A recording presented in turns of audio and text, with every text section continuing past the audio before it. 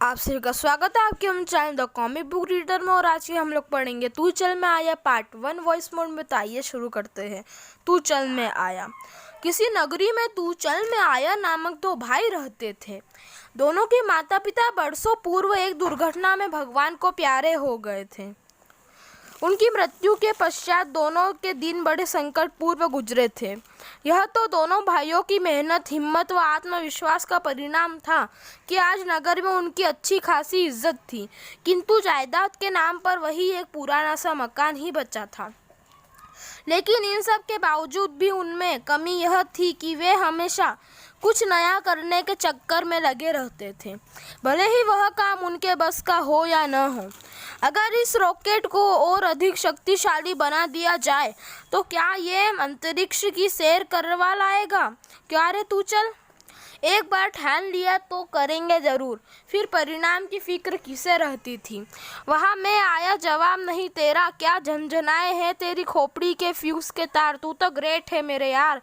हे बड़े बड़े वैज्ञानिक के माइंड में आइडिया ऐसे ही चलते फिरते आ जाते हैं जैसे महान वैज्ञानिक न्यूटन के वृक्ष से सेब गिरते देखा और फौरन ही गुरुत्वाकर्षण का नियम दुनिया को समझा डाला। मेरे ख्याल में अब हमें अपने इस आइडिया पर फौरन ही काम शुरू कर देना चाहिए। फिर ठीक है, मैं अभी पटाखे बनाने वाली कंपनी में जाकर बारूद और दूसरी अन्य चीज़ें ले आता हूँ। तब तक तू इस रॉकेट के मैकेनिज्म को अच्छी तरह से समझ ले। मैं आया के जाते ही तू चल उस रॉकेट को खोलकर उसकी बनावट का विशेष अध्ययन करने लगा। अगर हमारा प्लान कामयाब हो गया तो पूरे नगर में हमारी वाहवाही का डंका बज जाएगा। मेरा भाई वाकई ग्रेट है। काम में वह भला आदमी इतना मग्न हो गया कि ध्यान न रहा कि किचन में पतीला भरा दूध रखा है और दूध की दीवानी बिल्ली रानी मौका मिलते ही सारा दूध चट कर गई। बिल्ली रानी के जाते ही पड़ोसी वाली मुर्गी चाची का कुत्ता बिल्लू राम उनकी रोटियां चबा गया। तभी अचानक यानी बिल्लू राम के बाहर निकलते ही ठक ठक, हाँ, इधर से जाकर उधर से निकला, फिर इधर से, फिर उधर, इधर से, और ठीक बिल्कुल ठीक समझ गया और आगे बढ़ो। अजी मैंने के यहाँ कोई घर में होए के? कमाल का छोरा है रे, सामने बैठकर भी छोरे ने सुनाई न देवे। मामला गड़बड़ लागे से के पता छोरा बहरा ही हो। जरा जोर लगाकर बोलूँ तो शायद बात बन जाए। इरे मैंने के यहाँ ने सुनाई न देवे तेने? कब से तेरे दरवाजे पर चीख पुकार मचा रिया हूँ के कानों में रुई दिया बैठे हैं रे छोरे। कौन? हे अब आया ना रास्ते पर। मैं थारे मामा के गांव से आया हूँ। तेरी मामी ने ये मोतीचूर के लड्डू भेजे हैं तेरे वास्ते, रख दो। बड़ा कड़ियाल है, बैठन ना को भी ना बोल रिया तू। अच्छा तो फिर मैं चलूँ? रोका किसने है रे? अब तो कमाल ही हो गया, रोटा भर लस्सी की बात तो दूर, ये तो एक गिलास पानी भी न पूछ रिया लगे। हे वो क्या है जी, थारी मामी ने पूछवाया है कि भैंस दूध ठीक ठाक दे रही है कि? तुम लस्सी वस्सी बनाकर पीते तो होंगे। बिल्कुल पीते हैं और लोटा भर भर के पीते हैं, बोल देना मामी को। ही वाह बेटा तू चल। क्या मैं चलूँ? जाना तुम्हें है, मुझे नहीं।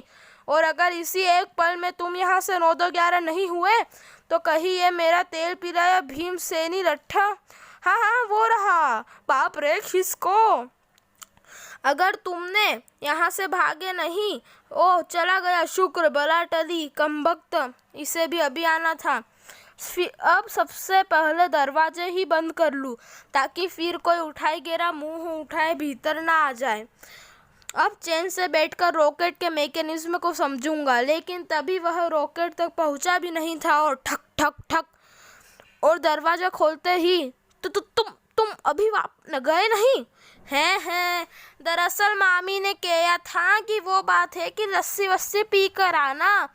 इब अगर लस्सी पी के न आया तो तुम्हें लस्सी चाहिए? जी थारी अगर यही इच्छा है तो मैं पी लूँगा, इनकार करने की कोई गुंजाइश न से। पर अगर लस्सी में थोड़ी मिठाई भी मिल जाए। मिठाई? दफा हो जाओ यहाँ से, वरना इस बार मैं नहीं मेरा लठ तुमसे बात करेगा। और बेचारा वह ग्रामीण निराश मन से अपने गांव लौट गया। कैसा ज़माना आ गया है, घर आए मेहमान को कोई चाय नहीं पूछता, वैसे भी नहीं पूछता। वाह तो भला है मेरे घासिव दिमाग का कि मामी के लड्डुओं से 6-7 में रास्ते में ही डकार गया। जबकि भीतर तू चल रॉकेट के अभी हाथ भी नहीं लगाया था और ओ कमबख्त फिर आ गया, और इस बार उसका क्रोध 7वें आसमान पर।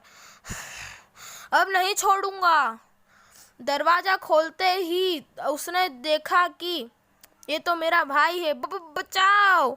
ओ यह आवाज़ तो कुछ ज़्यादा ही जानी पहचानी सी लगती है। और फिर मैं आया का पहचानते ही उसके होश गुम हो गए। बाप रे, यह तो मैं आया है और साथ में सामान की पोटली। सत्यानाश हो जाए उस कमबख्त पेटू राम का। हाय, मैं अभी आया मैं अगले ही पल। मैं कहाँ हूँ? अपने घर में मेरे प्यारे भैया, मेरी नाव के खेवैया। और वह रही पोटली जो तुम लेकर आए हो। सारा सामान ले आए हो ना? मैं आया सामान के बच्चे, पहले तो ये बता कि मैं आया तो आते ही तूने डंडा क्यों मारा? बेचारे तू चल को काफ़ी लंबा समय देना पड़ा मैं आया को समझाने के लिए। उसके बाद दोनों जी जान से रॉकेट बनाने में जुट गए। इस छुटकी रॉकेट का सारा मैकेनिज्म मैं घोलकर पी गया हूँ। अब देखना हमें ऐसा रॉकेट तैयार करेंगे कि बस ओह, मुझे शब्द ही नहीं मिल रहे। याहू! ठीक 1 सप्ताह पश्चात। लो कर लो बात, रॉकेट तो बन गया, लेकिन एक समस्या है। वह क्या? रॉकेट की इस टोकरी में बिठाकर अंतरिक्ष किसे भेजा जाए? मैंने सोच लिया है, मुर्गी वाली चाची की मुर्गी को। वाह, मुर्गी वाली चाची के नाम से प्रसिद्ध अपनी पड़ोसन के वहाँ से मुर्गी चुराते तू चल को कतई देर ना लगी। और सारी तैयारी पूरी हो चुकी है ना? मैं आया पतीले में बस आग लगाना बाकी है। तभी अरे मुओ, क्या करते हो? मेरी सबसे प्यारी मुर्गी, हाय, कोई बचाओ उसे, जल्दी कर। मैं आया, कहीं वह मोटी ना आ गई तो हमारे रॉकेट से बांधकर ऊपर उड़ा देगी। तू फिक्र न कर, यह लगाई आग और पतीले में यह गया अपना रॉकेट अंतरिक्ष की उड़ान पर। याहू! हाय हाय, अरे कोई बचाओ मेरी मुर्गी। हाय, अब क्या होगा? अजी सुनते हो? अब हाँ, अंतरिक्ष के चमचों, मुर्गी बेशक अंतरिक्ष में जाकर ही अंडे देगी, मगर तुम्हें डंडे तो मैं इसी धरती पर दूंगा ना, कन खजूरो। मर गए। हमने इस भयंकर स्थिति के विषय में तो सोचा ही नहीं था, और अब मैं तुम्हें सोचने का मौका भी नहीं दूंगा। बोलो जय बजरंगबली की। और अगले ही पल धूम धड़ाम धूसा लाल सब हो गई।